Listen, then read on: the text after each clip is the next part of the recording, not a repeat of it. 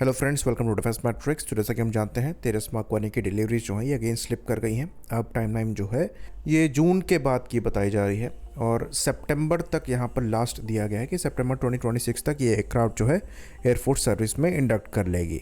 तो Indian air force पे ये ब्लेम लगाया जाता है कि ये लास्ट मिनट चेंजेस डिमांड करते हैं जिसकी वजह से डिलेज यहाँ पर हो रहे हैं और एचएएल को इसका ब्लेम लेना पड़ता है।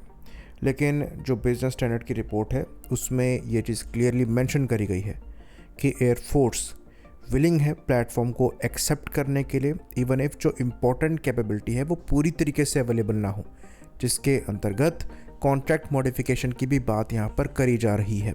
तो ये चीज़ हम जानते हैं कि इंडियन एयरफोर्स अब एक डेस्परेट कंडीशन में है। जो स्क्वाड्रन संख्या है वो 29 से 30 के आसपास जूझ रही है, जबकि 42 सैंक्शन स्क्वाड्रन संख्या है और मिग-21 के रिटायरमेंट के बाद खासकर जो प्रेशर है वो बढ़ गया है। तो एयरफोर्स यहाँ पर नंबर्स चाहती है, जिसकी वजह से एयरफोर्स खुद कॉम्प्रोमाइज़ करने के लिए आगे बढ़ रही है कि हमको नंबर्स चाहिए, हम कैपेबिलिटी में कॉम्प्रोमाइज़ कर देंगे। उसके बावजूद अगर एयरक्राफ्ट डिलीवर समय पर नहीं हो पाता है तो ये शोकेस करेगा कि प्रॉब्लम डीपर है।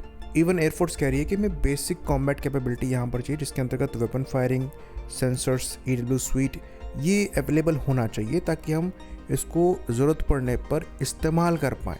क्योंकि तेजस मार्क 1A को सीधे फॉरवर्ड बेसिस पर डिप्लॉय किया जाएगा कॉम्बैट ऑपरेशंस के लिए, और वो तेजस की तरह पीछे नहीं रखे जाएंगे एयरक्राफ्ट को समझने के लिए या फैमिलराइजेशन के लिए, जैसे कि मार्क 1 के साथ केस हुआ था। सुलूर में दोनों स्क्वाड्रन्स डिप्लॉय किए गए थे। मार्क 1A कॉम्बैट ड्यूटी के लिए लेना है। ये चीज़ हम बार बार कहते आ रहे हैं कि तेजस मार्क 1 और मार्क 1A प्रोग्राम्स को अलग अलग तरीके से ना देखा जाए। तेजस मार्क 1A मार्क 1 प्रोग्राम का एक एक्सटेंशन है, जहाँ पर जो कैपेबिलिटीज़ मार्क 1 लैक करता है वो मार्क 1A में आ रही है। और इस तरह जब एयरफोर्स को यहाँ भी कॉम्प्रोमाइज़ करने को कहा जाता है तो वो गलत होता है। तो बार बार रफाल का एग्जांपल लेकर आया जाता है, कहा जाता है कि जो इंडिया स्पेसिफिक एनहांसमेंट थे वो एयरक्राफ्ट के इंडक्शन के बाद हुए हैं।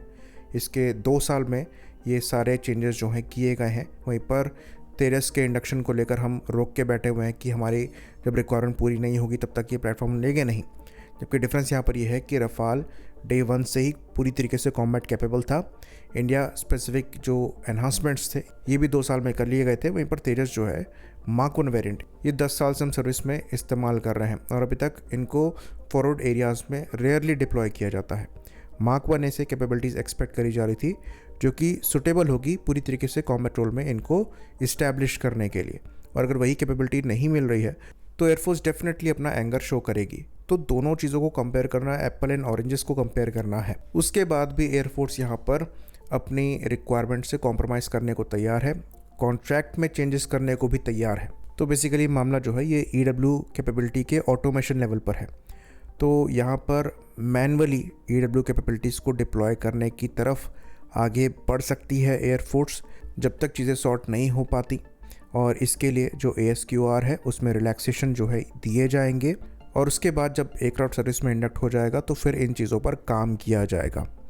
तो ये फ्लेक्सिबिलिटी जो एयरफोर्स द्वारा दिखाई जा रही है ये एक्चुअली वेलकमिंग है और अप्रिशिएट की जानी चाहिए। तो एक ऐसा सोफिस्टिकेटेड फाइटर एयरक्राफ्ट बनाना कॉम्प्लेक्स प्रोसेस है और इसमें चैलेंजेस आ सकते हैं, ये चीज़ हमें मानकर चलनी है।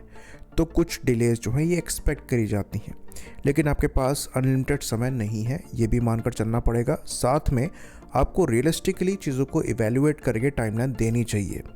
आप अपनी कैपेबिलिटीज़ को ओवर एस्टिमेट कर लेते हैं और जब प्रॉब्लम्स में फंसते हैं तो उसके बाद मल्टीपल डिलेज होती हैं जो कि आपको और ख़राब दिखाती हैं, जो कि इस केस में एचएएल के साथ हो रहा है।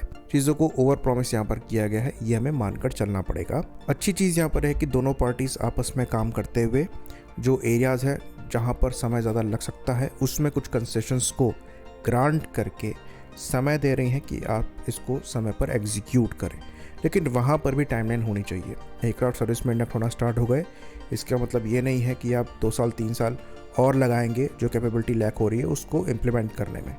ये चीज़ भी 1 साल के अंदर अंदर हो जानी चाहिए, क्योंकि आप पहले से 2-3 साल से काम कर रहे हैं इसी पर्टिकुलर चीज़ पर।